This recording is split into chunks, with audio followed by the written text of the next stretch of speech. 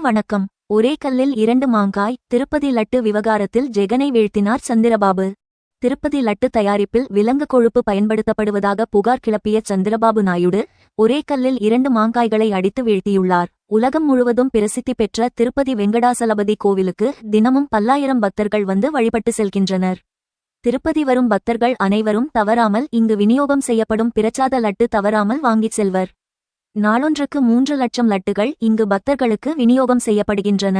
திருப்பதி லட்டு பிரசாதத்துக்கு பக்தர்கள் மத்தியில் இருக்கும் டிமாண்ட் காரணமாக கள்ளச் சந்தையில் விற்பனை செய்வதெல்லாம் கூட நடக்கிறது. இத்தகைய சூழ்நிலையில்தான் ஆந்திரா முதல்வர் சந்திரபாபு நாயுடு அதிர வைக்கும் குற்றச்சாட்டை கிளப்பினார். பக்தர்கள் புனிதமானதாக கருதும் திருப்பதி லட்டு பிரசாதத்தில் முந்தைய ஜெகன் ரெட்டி ஆட்சியில் விலங்கு கொழுப்பு சேர்க்கப்பட்டது என்பது அவரது குற்றச்சாட்டு. அவர் புகார் கிளப்பிய மறுநாளே திருப்பதி லட்டு தொடர்பான ஆய்வக அறிக்கையும் வெளியானது. அதில் மீன் எண்ணெய், விலங்கு கொழுப்பு ஆகியவற்றின் தடயங்கள் திருப்பதி லட்டில் இருப்பதாக தெரிவிக்கப்பட்டிருந்தது. முந்தைய ஆட்சியில் இப்படி அநியாயம் செய்தனர். நாங்கள் அதை தரமானதாக மாற்றி நெய் மட்டுமே லட்டு தயாரிப்புக்கு பயன்படுத்த வேண்டும் என உத்தரவிட்டோம் என்றார் சந்திரபாபு நாயுடு. இப்படி திடுக்கிடும் குற்றச்சாட்டு கிளம்பியதில் சந்திரபாபு நாயுடுவுக்கு 2 பலன்கள் உள்ளன. பக்தர்கள் மத்தியில் ஜெகன்மோகன் ரெட்டி மீது கடும் அதிருப்தி ஏற்பட்டுள்ளது.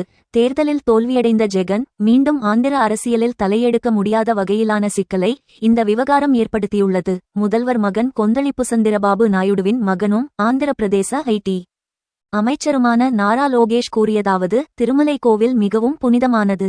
ஜெகன்மோகன் ரெட்டி நிர்வாகம் நேக்கு பதிலாக விலங்குகளின் கொழுப்பை பயன்படுத்தியது அவமானம்.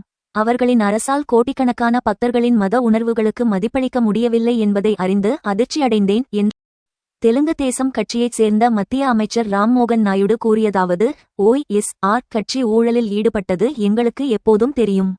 ஆனால் அவர்கள் திருப்பதியில் இதைச் செய்வார்கள் என்று நினைக்கவில்லை. மாநிலத்தில் உள்ள அனைவருக்கும் தெய்வம் புனிதமானது மற்றும் சிறப்பு வாய்ந்தது. இப்போது ஆய்வறிக்கை விலங்குகளின் கொழுப்பு இருப்பதை உறுதிப்படுத்தியுள்ளது. இதற்கு காரணமானவர்கள் மீது நடவடிக்கை எடுக்கப்படும்.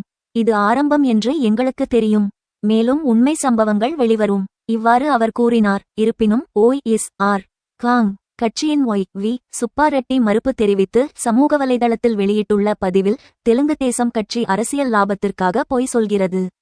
கோவிலின் புனிதத்தையும் கோடிக்கணக்கான பக்தர்களின் புனிதத்தையும் சேதப்படுத்தியவர் சந்திரபாபு நாயுடுதான். அவர் அரசியல் ஆதாயத்திற்காக எந்த மோசமான செயலையும் செய்ய தயங்கமாட்டார் என்பது மீண்டும் நமாகியுள்ளது என குறிப்பிட்டுள்ளார். CPI விசாரணை கோரும் காங். இதற்கிடையில் காங்கிரசும் OSR காங்கிரஸ் கட்சியை கடுமையாக சாடியுள்ளது. காங்கிரசின் மாநில தலைவரும் ஜெகன் ரெட்டியின் சகோதரியுமான ஷர்மிளா கூறியதாவது: இந்த விவகாரம் தொடர்பாக முழுமையான தகவல்கள் வழியாக CBI விசாரணை நடத்த வேண்டும். இந்துக்கள் வழிபடும் தெய்வத்தின் புனிதத்தை நாசம் செய்யும் வகையில் இந்த செயல் நடந்துள்ளது. இந்த குற்றச்சாட்டுகளில் அரசியல் கோணங்கள் இல்லை. யார் பொறுப்பு என்று கண்டுபிடியுங்கள் என்றார். இந்த விவகாரம்தான் இப்போது ஆந்திர அரசியலில் ஹாட் டாபிக்காக பக்தர்கள் மற்றும் பொதுமக்கள் மத்தியில் விவாதிக்கப்படுகிறது. செய்தியை கேட்டதற்கு நன்றி.